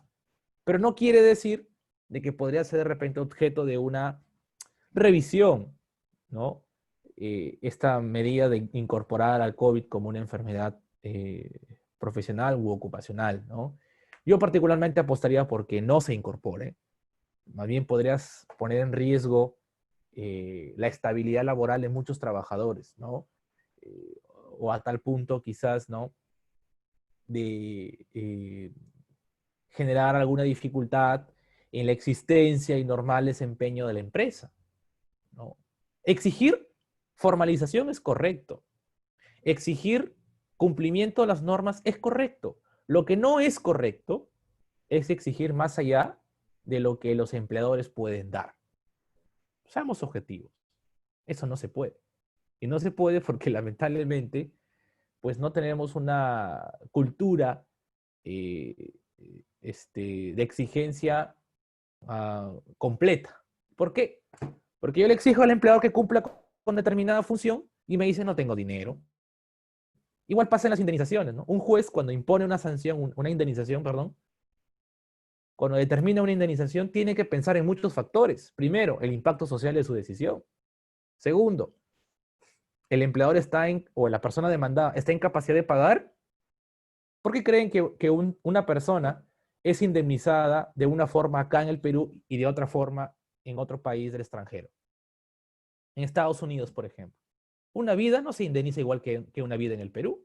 Y no quiere decir que el trabajador estadounidense, su vida cueste más que la vida del trabajador peruano. No, sino que los jueces están capacitados, o al menos deberían estar capacitados, para indemnizar tomando en cuenta, como dije, varios factores. Atenuantes, agravantes y el impacto de su decisión. Tanto el impacto social como el impacto económico en el empleador. ¿Correcto? Yo quiero más y más y más de indemnización, pero ¿cómo tú podrías afirmar de que el empleador está en capacidad de pagar lo que tú quieres? Yo te puedo pedir 5 millones de soles, pero no te va a poder pagar esa cantidad, pues. Será el juez el que finalmente se va a sentar a examinar y con criterio de conciencia determinar finalmente el monto a pagar. Y para ir terminando ya pasar a sus preguntas. Época de COVID, el trabajador tiene que tomar las medidas y seguridades del caso con el apoyo incondicional de su empleador. El empleador también tiene que exigir al trabajador que cumpla con las normas de bioseguridad. Eso no solamente escapa a un deber del empleador. Y ojo aquí, reflexionemos. Todo el empleador. Ok, ¿y el trabajador? ¿Y el deber de cumplir las normas del trabajador dónde queda? ¿Dónde queda? ¿Se dan cuenta? Es una cuestión mutua, de cooperación mutua, de una u otra forma. No se olviden de eso. Por ahí me preguntaron, un trabajador que está o que cayó enfermo con COVID, ¿tiene que recuperar las horas de descanso? Obviamente que no. Es una suspensión imperfecta del contrato de trabajo. Es una licencia por enfermedad. No hay ningún deber de recuperación de horas. Para nada. No hay nada que recuperar ahí. No hay nada que devolver. Es una enfermedad que merece un descanso. ¿No? Entonces, esto como una cuestión final. Bueno, si hay algo más que pudiera agregar sobre el tema, es hacerles recordar, ¿no? Que nosotros como abogados, los que fueran abogados, deben hacer prevalecer, ¿no? Su función como abogados, los que lo fueran, repito, para instruir a los empleadores al cumplimiento de las normas de seguridad y salud para el trabajo. No deben contribuir a la informalidad. Y si bien hay empleadores que son realmente, ¿no? Reacios a cumplir con la ley, es una cuestión que ya dependerá de cada quien, ¿no? Lamentablemente nosotros como hombres de derecho tampoco podemos hacer maravillas, ¿no? Nos limitamos a lo que se puede desarrollar, lo que se está instruyendo. Pero si a pesar de eso no tenemos un resultado favorable, eso ya sale de nuestra esfera de responsabilidad y el Estado debería tomar parte de ello y comenzar a fiscalizar para las sanciones correspondientes. Y también de paso un mensaje, ¿no? Oye, mira, si tú incumples, el Estado te va a sancionar. Si quieres evitar, mejor cumple con la norma. Evita estas cosas. Evita muertes, evita daños que en la mayoría de veces suelen ser de carácter perpetuo para la vida de los trabajadores. Bien, bueno, quedo a su disposición para las preguntas que tuvieran lugar. Por mi parte, esta es mi exposición. Yo les agradezco de mucha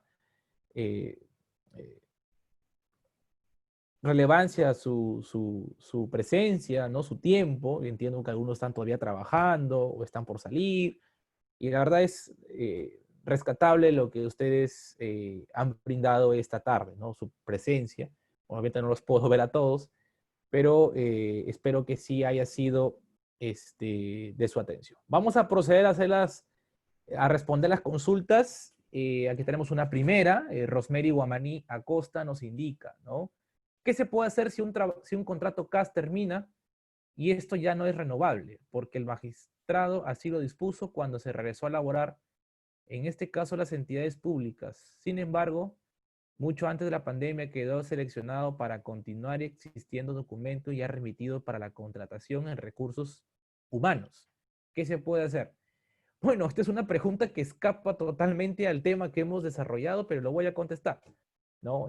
Yo le rogaría, por favor, que si hubiera alguna consulta sea del tema, porque si no nos desviamos y quizás nos salimos del esquema de nuestra sesión, ¿no? Bueno, Rosemary, aquí de repente vas a escuchar una respuesta que quizás no te agrade, ¿no?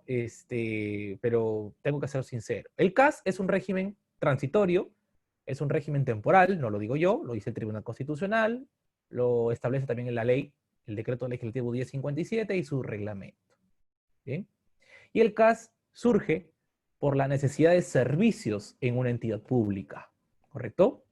Entonces, para que un CAS subsista, para que un CAS se mantenga en el tiempo, la necesidad debe preservarse.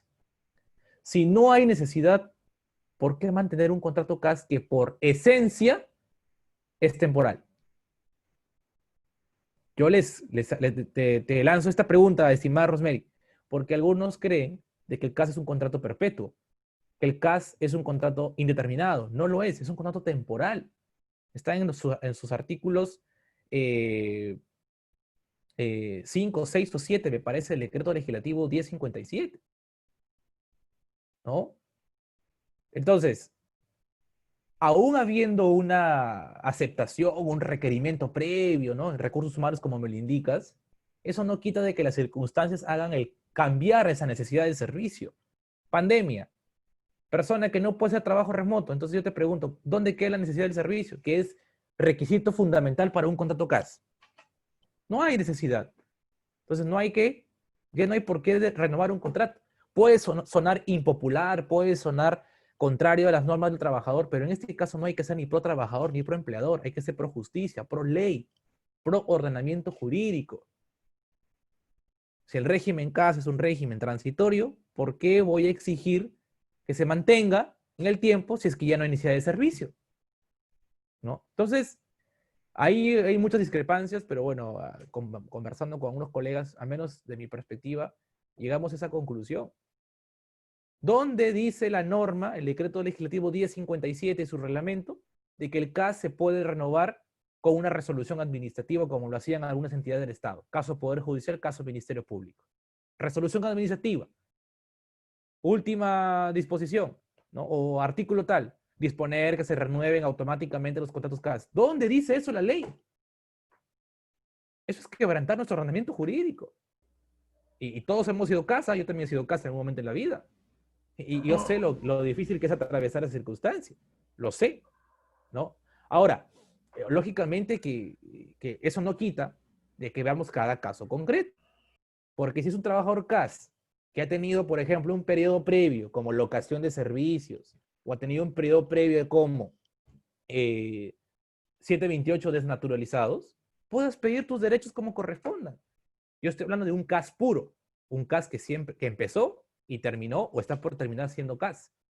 Muy aparte también de las discusiones que todavía persisten sobre este régimen que para mí sigue siendo inconstitucional. Por más que el TC haya dicho lo contrario, es un régimen que desconoce y disminuye los derechos laborales. Eso está ya más que conocido. Doctor, Sí, disculpe. Rosemary, cuéntame. eh, bueno, en este caso es mi caso. Sí existe todavía el requerimiento de la plaza que era mía, pero yo fui seleccionada, los documentos fueron remitidos, fueron de conocimiento de recursos humanos. Cuando regresé a la pandemia nuevamente a laborar, me di con la sorpresa de que habían nombrado a otra señorita, habían traído a otra señorita en mi plaza y no me dieron razón, motivo, simplemente me dijeron de que no se te va a renovar y vamos a prescindir de tus servicios. Entonces yo desde entonces estoy con esa duda de que si le puedo demandar a la entidad pública porque lo que hicieron fue una total omisión, porque quedaron en algo y es más, había documento que acredita lo que yo estoy diciendo y sin embargo sucede eso. Por eso Claro, más que todo era mi duda de eso. claro. Es que en realidad, mientras haya necesidad, como te decía hace un momento, se debe continuar en el puesto de trabajo por el principio de continuidad. Ahora, si tú demandas a la entidad, y te digo para que te vayas adelantando, ¿qué te van a decir? Ah, lo que pasa es de que ella era CAS, y como era CAS, no se le puede contratar más allá del tiempo que se ha establecido en el contrato. Si tú lo ves de esa línea, tendrían razón, ¿no? Pero tú vas a decir, sí, pero mira, mientras a mí me decían que ya no era necesaria mi función, ellos estaban contratando a otra persona, pese a que había ya un requerimiento para que se me siga renovando mi contrato. Eso todavía es una discusión que no ha llegado a un buen puerto, pero si tienes algo a favor tuyo es primero, que se ha mantenido la necesidad del servicio. Y número dos, el principio de continuidad. Ahora, demandar. ¿Cuál sería tu pretensión? Si tú planteas una reposición, el juez te va a decir no es posible reponer a alguien como CAS. La norma no permite la reposición como CAS. No hay opción de reposición. El CAS solo admite la indemnización. Y solo cuando se te despide antes de que culmine el plazo del contrato de trabajo, del CAS. Es la única forma. Entonces, tal vez con Servir, que es el órgano que se encargaría de ver estas circunstancias, puedas buscar una alternativa. Pero a nivel judicial yo lo veo muy difícil, francamente, salvo que tú plantees una indemnización, que esa es otra cosa. Pero a nivel de reposición o indemnización, yo particularmente lo veo muy complicado, ¿no? Al menos sabiendo los criterios actuales de los magistrados que tenemos, ¿no? En la perspectiva de que no hay tanta estabilidad propiamente. Bien, bueno, aquí veo Huawei, ¿no? Bueno, dice, en el sector público se incumple aún más la ley de seguridad y salud en el trabajo, pese a que la ley no distingue el régimen. Entonces, ¿por qué la SUNAFIL centra más su labor inspectiva en el ámbito privado y se ve muy poco su labor en entidades públicas? Bueno, es cierto esto, ¿no? Quizás porque el Estado lamentablemente no tiene la misma visión que el sector privado, ¿no? Al sector privado yo voy, lo incrimino, voy, lo coacciono, voy, lo inspecciono y lo sanciono. Pero en el ámbito público no, porque Estado contra Estado como que no lo ven bien, ¿no? A pesar de que debería ser así. Pero también recuerden de que hay ciertas limitaciones en las competencias de SUNAFIL, no se olvide, ¿no? Ahora, lo que menciona el compañero que ha comentado, ¿no? Es lamentable que el Estado, que es el principal encargado de evitar que se incumpla la ley, la incumple. Eso es realmente peligroso. Eso es realmente lamentable, ¿no? Y eso no es de ahora. Esto tiene años, muchos años, ¿no? Bueno, es una cuestión que la verdad hay mucho que desear, ¿no? Y por último, porque ya estamos con la hora, ¿no? Joe Montero nos pregunta cuál es la opinión que se tiene acerca de los contratos CAS de extranjeros en una entidad pública. Bueno, ahí hay que ver muchas cosas, estimado Joe. En principio, porque los CAS, como son labores transitorias, se debería priorizar a ciertas circunstancias de carácter urgente o necesario, ¿no? La ley no prohíbe que se le contrate a un extranjero, ojo, la ley no lo prohíbe y lo que no está prohibido está permitido, sobre todo que no puede discriminar a nadie por su nacionalidad en este caso, ¿no? Pero yo creo que si se va a permitir, tiene que regularse de la mejor manera, o debería en todo caso reglamentarse, normativizarse con parámetros justos y equitativos. Porque si yo contrato a un extranjero de manera arbitraria, o como decimos por ahí, ¿no? A dedocracia, eso sí es grave. Y es grave si es que es extranjero o es peruano. La gravedad recae en ambos ámbitos. El CAS, por ejemplo, según su propia normativa, tiene que ser un contrato de carácter temporal y por concurso público. Habría que ver cómo se hacen las bases para ese concurso. Cualquier persona, peruano o extranjero, ahí habrá que ver si es que están bien esas bases o están direccionados, ¿no? Entonces, todas esas cositas habría que ver. ¿Se puede? Para mí sí se puede, porque no hay una limitación.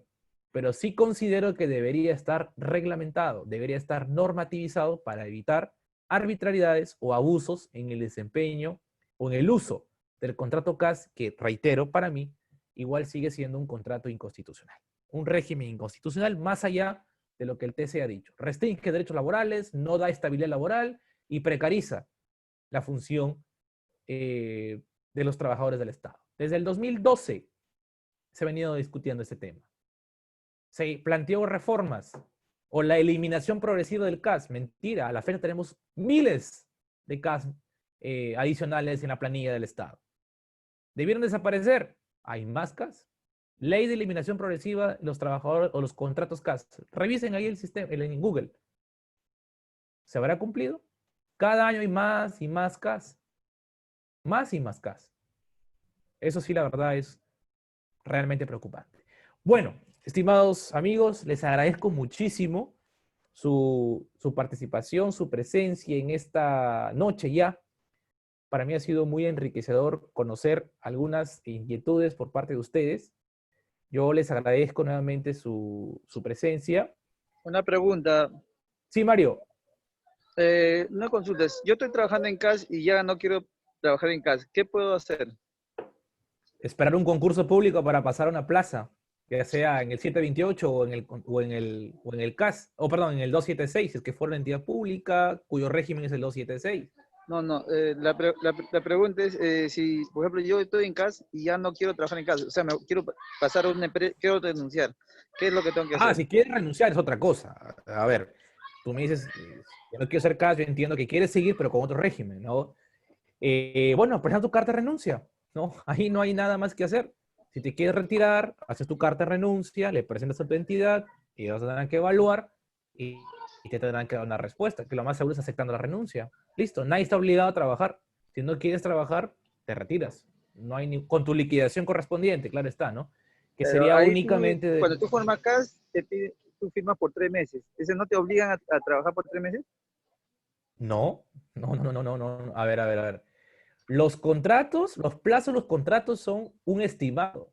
Yo me puedo retirar al mes o a los 2 meses. No tengo que esperar que termine el contrato.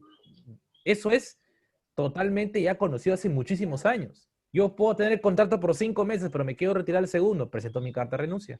Claro que en el ámbito privado, en el 728, hay otro procedimiento. Ahí hay que presentarlo con 1 mes de anticipación para que el empleador pueda buscar al reemplazo. Pero en el caso del CAS no tenemos esa limitación, así que se puede presentar en cualquier momento. Tú puedes haber firmado contrato por 3 meses, pero te quieres retirar el segundo, no hay ningún problema. ¿Bien? Ok, Mario. ok, gracias, doctor. Listo. Bueno, me retiro. Tengo clases aquí ya casi en breve. Sí, Kendi, a ver, Kendi, la última para responder, por favor, antes ya de culminar. Tengo una duda, dice Kendi. ¿No? ¿Ninguna? Bueno, les agradezco mucho. La verdad, estoy muy contento de haber tenido esta sesión con ustedes. Les agradezco, reitero, su predisposición y tiempo. Sé que es a veces complicado por el trabajo o algunas cuestiones particulares, pero hay que rescatar su deseo de aprendizaje. No se olviden que todavía no hemos ganado la guerra. Cuídense mucho a sus familias, a sus hijos, a sus padres, a personas que tengan de repente a alguien en casa en zona vulnerable o propenso a este virus tan devastador, cuídense bastante, ¿sí? Les agradezco mucho, muy buenas noches, cuídense, hasta luego.